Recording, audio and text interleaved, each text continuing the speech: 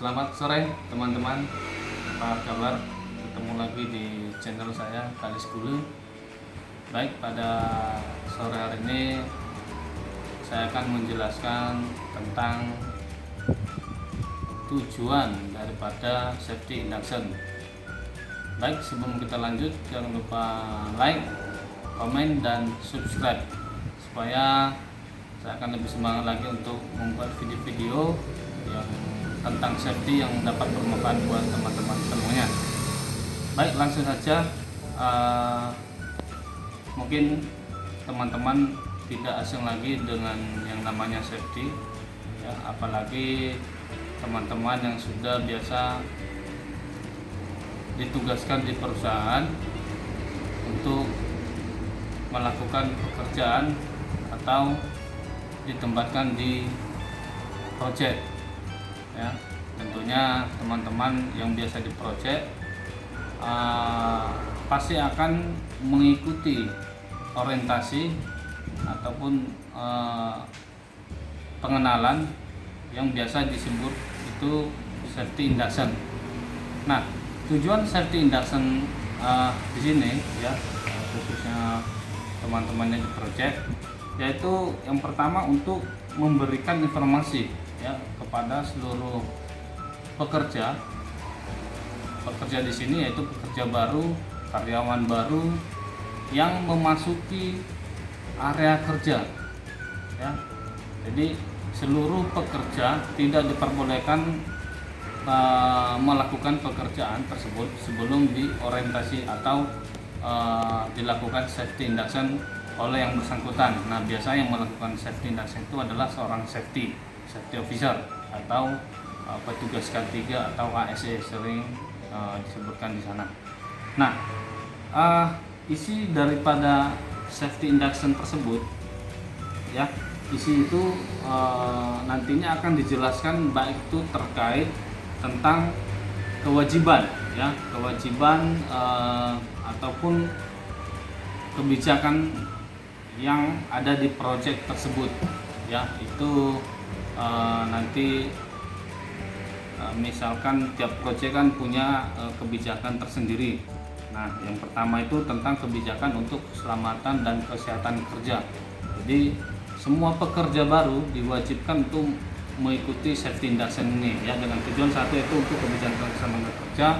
Yang kedua itu akan menjelaskan tentang area-area yang berbahaya, ya, baik itu di area kerja maupun di seputaran lingkungan kerja atau lingkungan perkantoran atau direksi KIT. Nah, kemudian disampaikan juga tentang standar peraturan yang berlaku di proyek tersebut, ya, seperti apa standar undang-undang yang digunakan di proyek tersebut, yaitu termasuk mungkin pekerja itu tidak diperbolehkan membawa senjata tajam atau senjata api. Kemudian ada juga tidak boleh menggunakan obat-obat terlarang. Nah, itu termasuk salah satu isi daripada safety induction tersebut. Nah, kemudian dijelaskan juga alat pelindung diri apa yang harus digunakan ketika memasuki area kerja. Jadi misalnya ada pekerja baru, ya, kita safety induction, terus kita berikan APD-nya, ini yang akan nanti digunakan ketika memasuki area kerja. Nah, apabila tidak menggunakan itu, tidak diperbolehkan masuk di area kerja. Kemudian tentang bahaya yang akan terjadi di area kerja, atau misalkan di saat posisi lagi bekerja, misalnya kita kerja di area gedung atau di area terbuka, itu nantinya akan dijelaskan kepada pekerja baru, ya. Kita berikan pemahaman, kita berikan edukasi, ya, kita jelaskan bahwa nanti ketika misalnya ada cuaca buruk atau cuaca ekstrim di area kerja, ya, jadi harus melindungi diri senyaman mungkin, ya. Dengan satu, mungkin kita sampaikan dengan mengikuti jalur evakuasi yang biasa dilalui pekerja tersebut. Nah, itu salah satu contohnya. Kemudian prosedur untuk pembuatan izin kerja. Nah, ini juga kita sampaikan kepada pekerja baru. Jadi semua sudah ada SOP-nya. Misalnya kalau mau masuk ke area kerja tersebut, ya itu harus ada surat izin dulu ya, dengan ditandatangani orang-orang yang berwenang.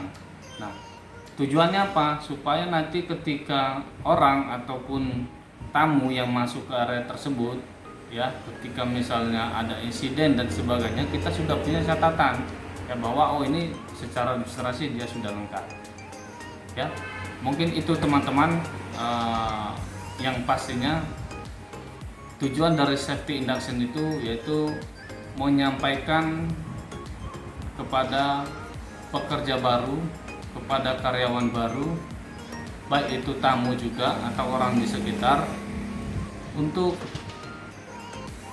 memberikan informasi ya terkait bahaya maupun